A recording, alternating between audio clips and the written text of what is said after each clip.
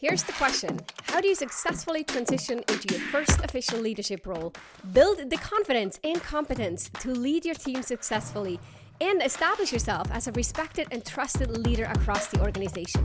That's the question, and this show provides the answers.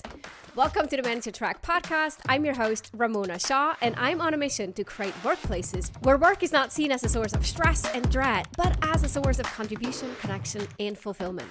And this transition starts with developing a new generation of leaders who know how to lead so everyone wins and grows. In this show, you learn how to think, communicate, and act as the confident and competent leader you know you can be. Welcome to the Manager Track podcast. This is episode 200, which I'm very excited about. I remember vividly recording episode 100 with several of my clients who were all new managers and who were talking about their transition, moving into their first leadership role. So if you haven't listened to that, by the way, check out episode 100.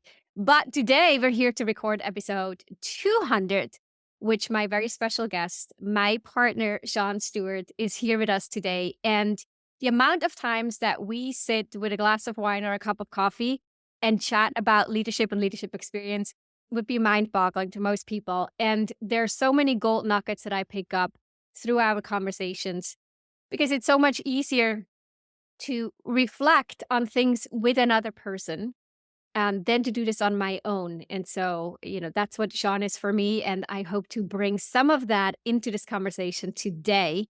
I'm going to, bombard him with some questions and see what's going to come out. What I can tell you up front, he is very well respected leader in the engineering space. And I've witnessed him through conversations and I've seen his I'm going to call this followership, or the people that he's mentored and coached and led over the course of the last 20, 30 years. Right. What an impact he had on their career, on their life, and them personally.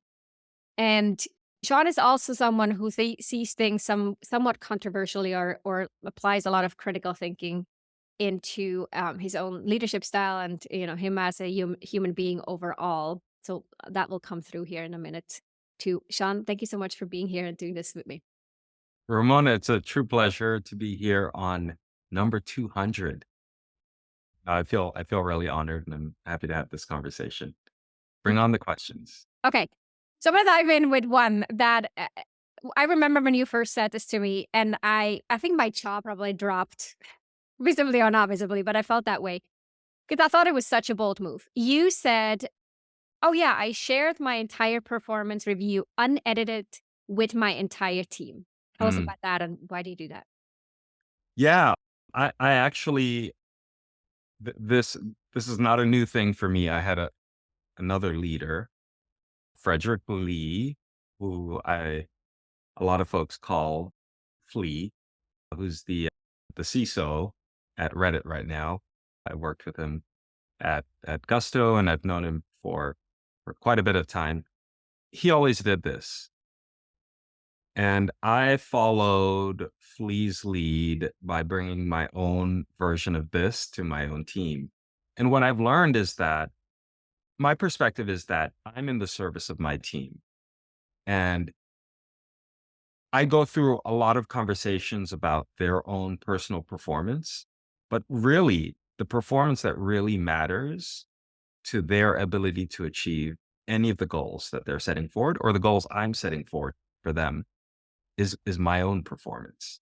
And it's really important that my team understands how their servant leader is doing within their own realm of responsibilities, and to be able to bring that forward for each of their teammates. So that's the reason I do it. It's to keep the conversations honest, authentic, actionable, and directly aligned with the type of outcomes that we want to have. I love how you tie this back to servant leadership, but it's a pretty bold move because you're really being vulnerable to your team, saying, I got flaws, I got things I'm not doing well, and here's what that looks like. How does your team respond to this? What do you see happens or changes when they get your performance review?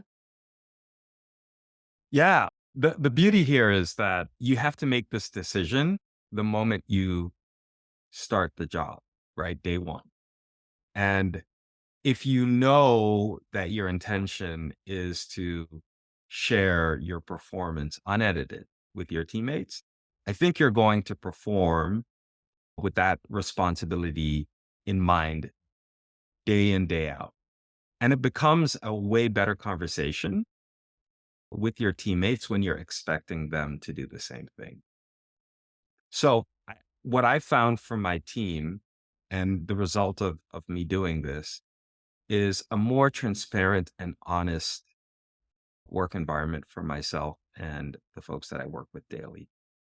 Another extension of this that I really believe in is shared goals for all of my teammates.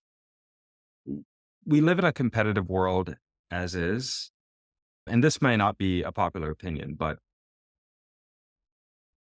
I I I've been on teams before where maybe there's a lead engineering role opening up and everyone wants the role and then we become really competitive.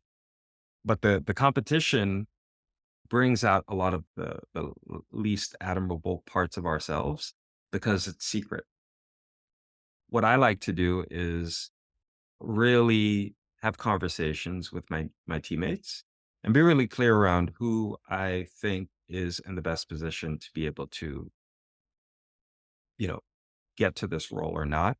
Of course, being respectful to labor laws and the rights of every individual to, apply for a role if they so choose. But the goal is if we can align as a team around what growth looks like for each individual, right? We're all trying to grow in different ways, and sometimes a a promotion to a particular role doesn't actually offer us the growth that we're looking for. And if we can share that within the team, I think what we find is what I found in my experiences, a lot of collaboration for every single person on that team to be successful. That's one of those things that I've found that works really, really well just by simply being open, transparent about all the things that we want. Mhm. I'm gonna quickly call something out here that I talk a lot about on the podcast, which is that for the leaders that stand out and generate a lot of trust from their team are those who have very clear principles or behaviors that they know are part of the way that they lead. So I call those the leadership principles, or some might call or refer to this as a leadership philosophy. And they are clear about it. They communicate it, like you said, you gotta know about this day one. Yeah. Never too late to start, but your success or your likelihood of being successful with this will increase if you are clear about it, you can communicate it, you tell people what they can expect, and then you live up to that expectation. That creates that sense of consistency, reliability, and predictability that you demonstrate as a leader that makes it so much easier for everyone around to rally around this and get on board because they know what they can expect and how to succeed in your environment. Yeah, that's exactly right. And I would add something else to it, which is that we all, through that conversation, we really get to the point quickly that we all need to do work to get there. And if we can get the support from our teammates to help us accomplish this, it becomes more real. But there are no, misgivings around the fact that any of this is entitled to anyone or predetermined.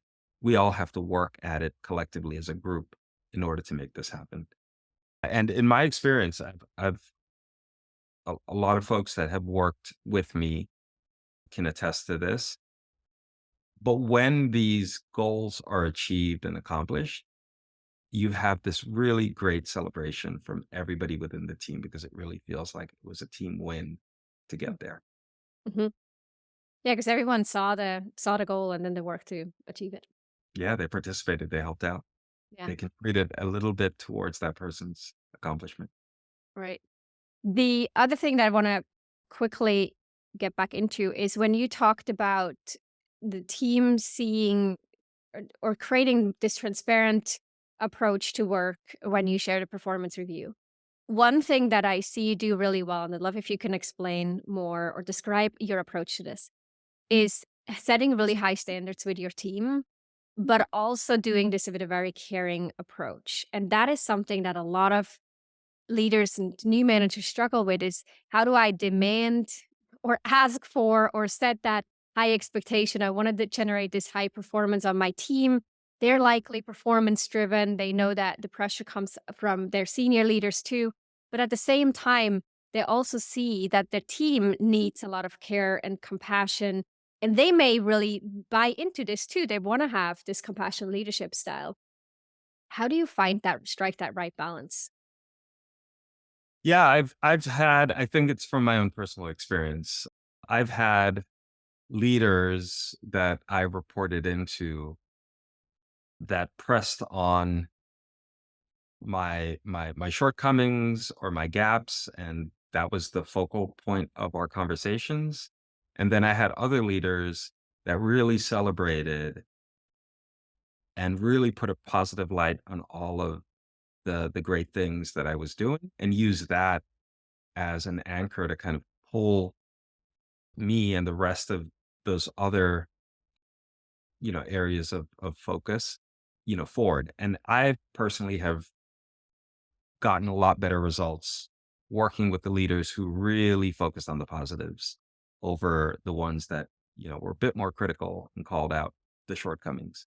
And so I take that forward with my own teams.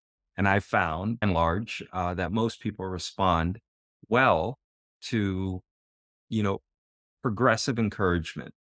They want to know what's working well and use that as the cornerstone of building out the other complementary skills that they might be lacking or falling a little bit behind on to round themselves out. So I've personally gotten great results from it in my own growth. And, I just effectively just share my experience with other folks.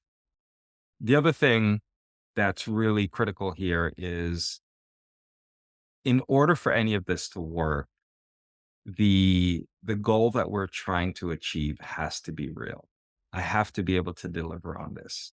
And so a huge part of it, regardless of whether I'm focused more critically on the areas that we need to develop or if I'm praising all of the great things and I'm hoping to continue to wrap us forward through that, I have to be able to deliver on exactly what I've promised. And so there's a lot of work in it for me as well. My strategy around, helping folks grow has to ultimately lead to me being able to deliver the thing that I promised.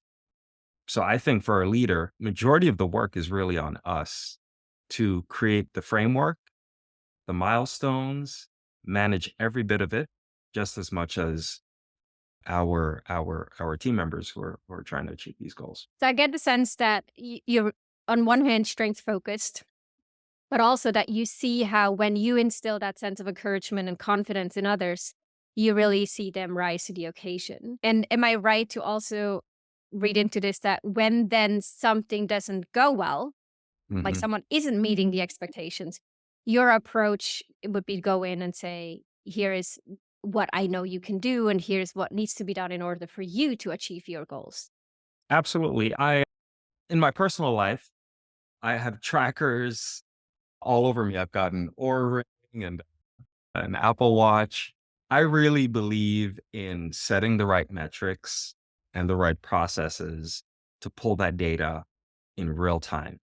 And so part of the conversation is not just establishing the goal, but it's also establishing the metrics that would allow us to identify whether we're making progress towards that goal. And so this is very clear for not just myself, but the folks that I manage.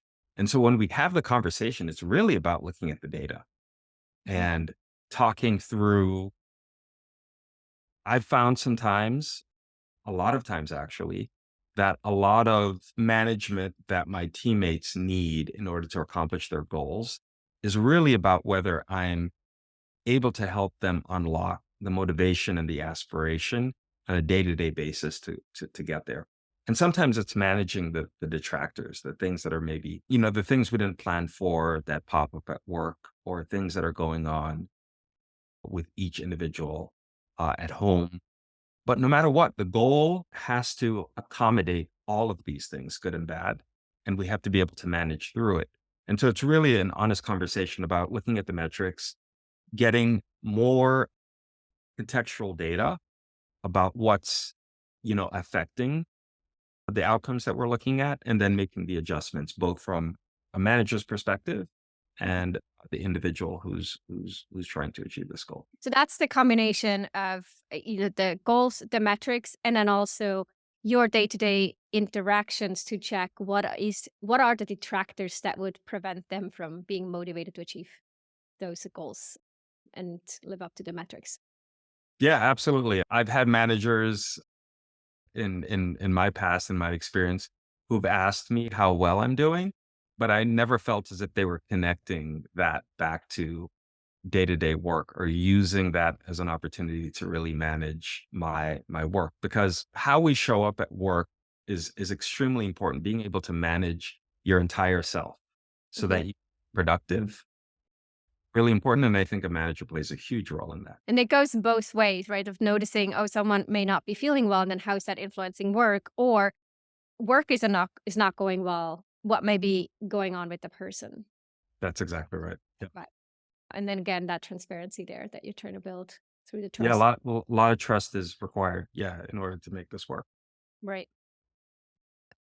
Let's take a bit of a more abstract, go to a more abstract level. When we look at, and you've coached and led and supported and championed many managers or high performing ICs who wanted to become managers, and you support them through this transition through your own leadership. When you look at the patterns that you're observing, what are some of the things that you see other managers do well that help them move into leadership really well and quickly gain the respect from other people and sort of establish themselves as leaders? And what are things that make this transition a really bumpy road? I think I learned a lot of this. I've never met this person personally, but I've read a lot of their books. But Bill Campbell exemplifies a lot of this. You don't have to know the domain that the person you're managing is an expert in order to properly coach them. What's really important is that you have a great trust relationship with this individual, where you can really understand the entire journey of what they've been putting into their professional career, having an honest conversation around where we feel we fall short, and then aligning that with the opportunities ahead of us. The Having great people relationships, I think, is absolutely critical for any manager.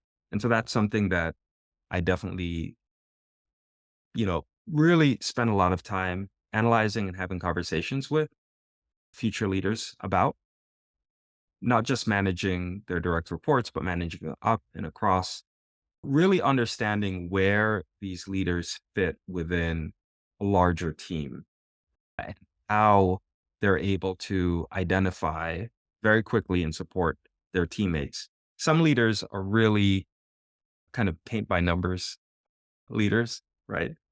They've got great frameworks and they follow the processes really well, but they lack that deep connection with the team that they're working with. You really have to believe, in my opinion, you really have to believe that your your futures are linked and tied between yourself and your team.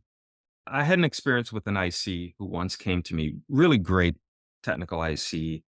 They had moved up the ranks very quickly, got promoted into lead engineer, and it was really natural for them to ask, "Hey, what would it take for me to be a manager?" And what I saw from this individual was the way they went about becoming a lead engineer, building really great product, being very technically strong. They were almost thinking that, it was about achieving some performance metric or goal, when in fact their team would be the one now. The choice would actually live with their team, not with themselves. It's not something that they could directly do to get to this place. So, when I said, let's call this person Tom. When I said, "Hey Tom, what does your team think? Do you think your team sees you as the leader? If you became a manager right now, do you believe that your team would celebrate that promotion as a win for themselves? Or would they see this as just simply a promotion for yourself?" Because in order to become a really good manager, your team has to really believe that this individual who's leading me Mhm. is in the best position possible to make me very successful. Mhm. And I think that's something that a lot of folks don't really, you know, understand. Yeah, and genuinely cares about their success and is able to translate that into the day-to-day work and the feedback and the conversations and all of that. I have this other really great story of an individual who wanted to become a software engineer, but they were a, quality assurance engineer. It wasn't seen as cool and as glamorous as being a full software engineer. And they came to me and they wanted to know, well, how do I become a software engineer? They were an intern actually. And I said, well, I don't have any software engineering roles for you right now, but we could get you started as a QA engineer. And I think what we could do with this opportunity is the only opportunity I have. But I think that if you really leaned into being a quality assurance engineer and looked at all of the code that your fellow engineers were submitting, you could use this as a true opportunity to become the very best engineer that you could possibly be. And then it won't matter if we have a role or not. And this individual trusted me and they trusted the plan that I put forward for them. Mhm. I also, it wasn't just an empty promise. I also told them that if they chose to do this, I would also commit myself to finding that opportunity to make sure that they would have it at Mhm. the end of the term that we agreed upon.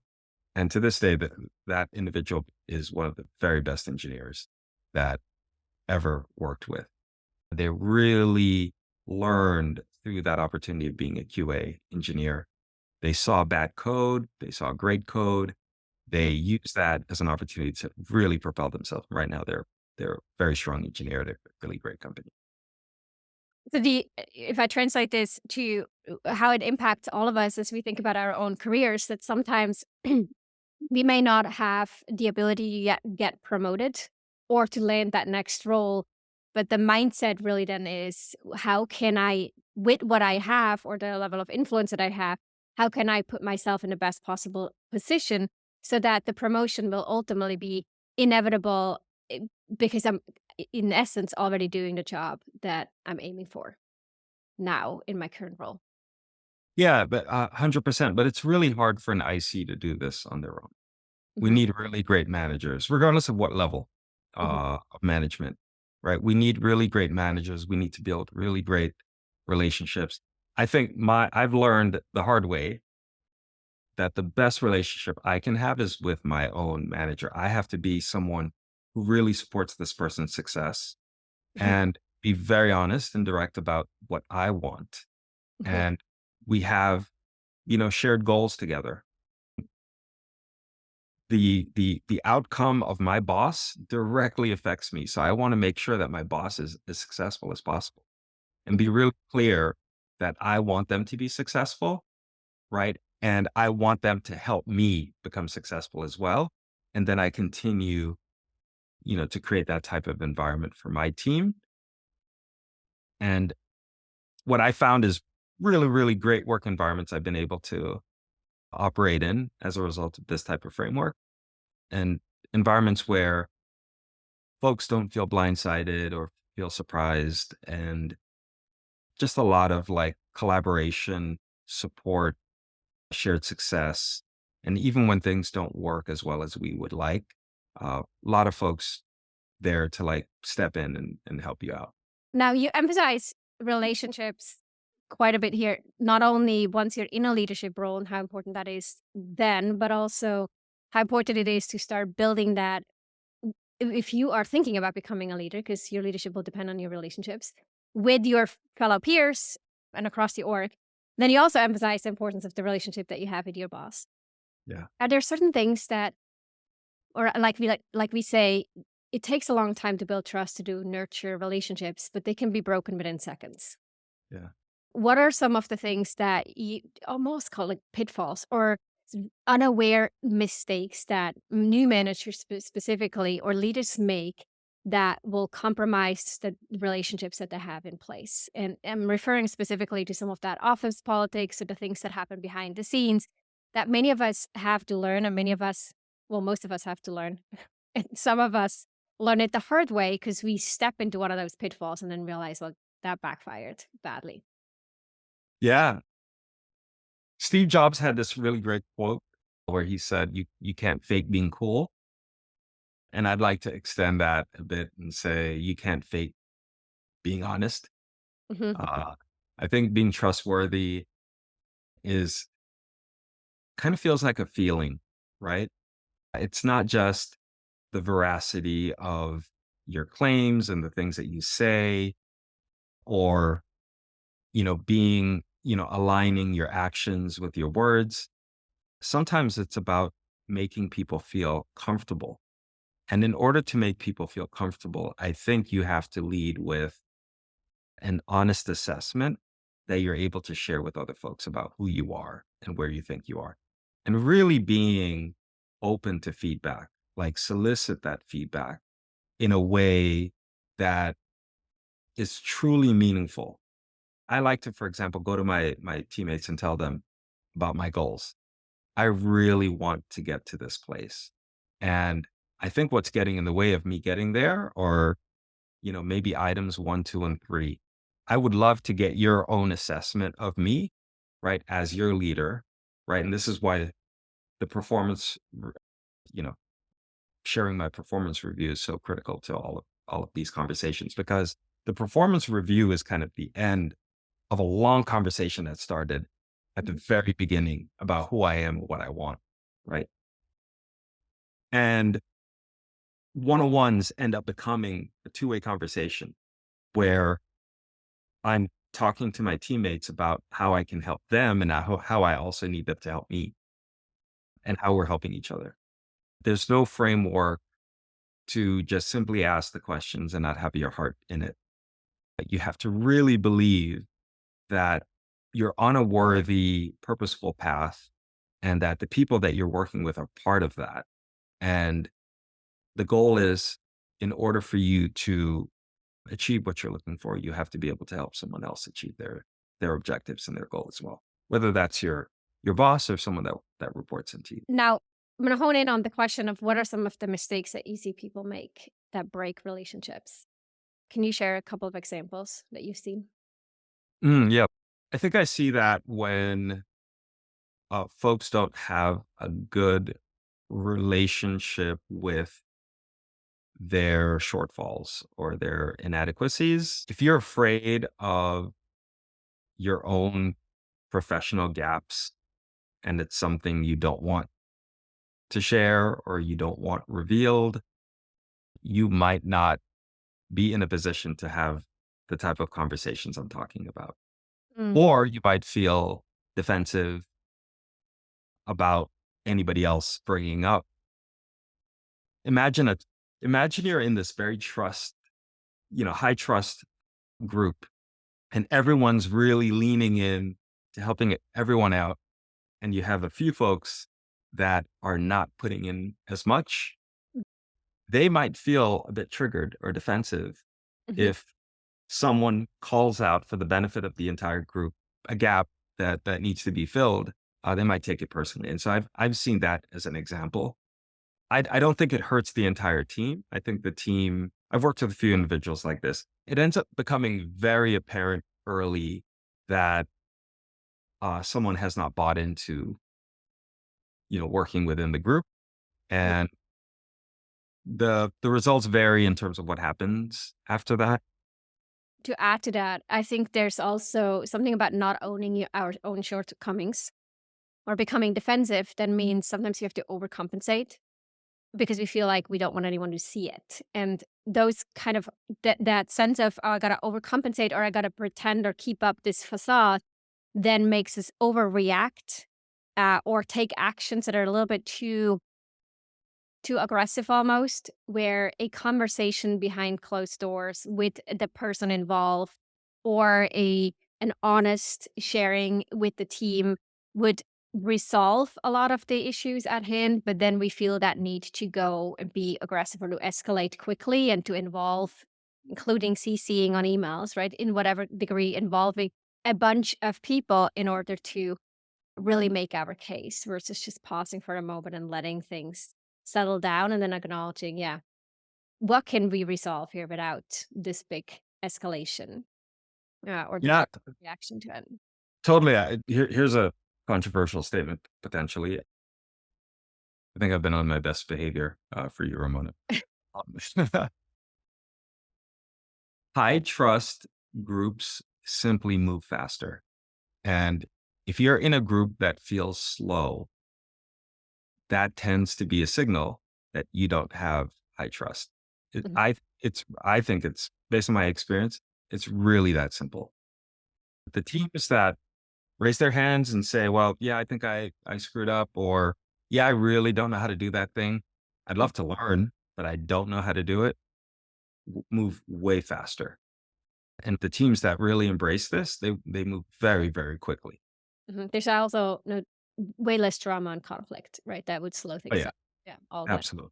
Right. All the CCing and what have you is a lot of overhead to manage and Right. deal with, right? And it tends to be kind of an indication that, yeah, there's not a lot of trust here. Before we wrap up, one final question. If you were to put yourself sort of in that mentor role or mentorship position where you have someone who's new to leadership in the first couple of years, what would be a piece of advice that you want to share? Ooh, oh, that's a great question.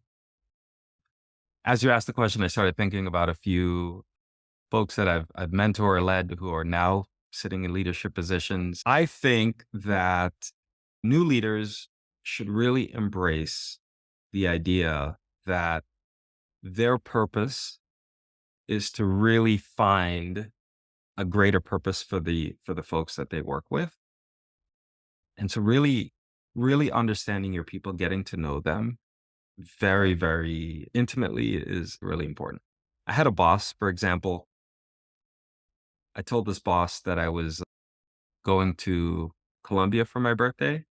And when I got back, my boss asked me, well, how was Brazil? Doesn't make you feel good, right? So I think your number one job is to really dial in to each of your people, get to know them, really feel like they're a critical part of your own personal success.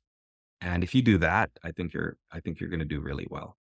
Make performance reviews about, really assessing this person, not in terms of a compensation or punitive, allocation of whatever your organization is deploying during that time of year, but really looking at it as a way of helping this person identify where they're best and how they can become better and grow over time.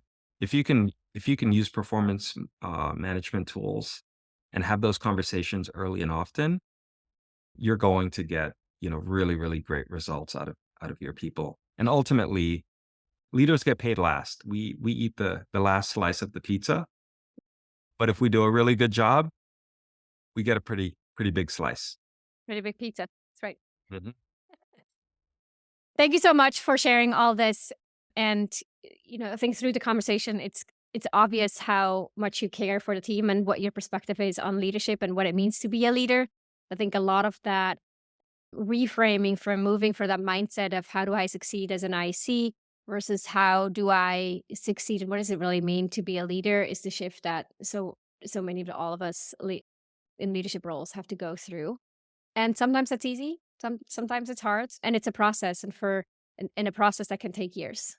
to go. So thank you so much for sharing your perspective. And I hope that created some food for thought for other people as they're reflecting on their own leadership philosophy and how they see their people and their role as a leader.